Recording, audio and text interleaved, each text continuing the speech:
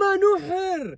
البلنتي مو بلنتي، وهدف غير صحيح ثاني للنصر. النجمة ايش في؟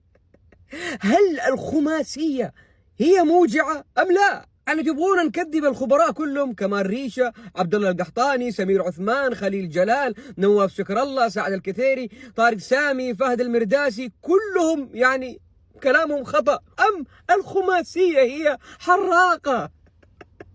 وفي لقطة مشابهة لسيلفا ضد ريال مدريد، أو يده خلف ظهره لكن رفعها يا أخي وانطرد. شوف اللقطة يا أخي، يا رافع يده لكن أنت ما تبغى تقتنع.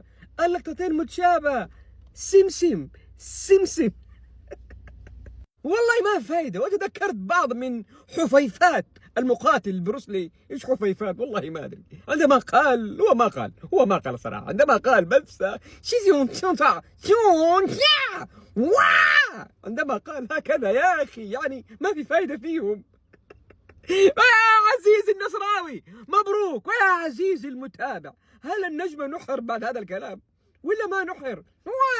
يسعد مساكم.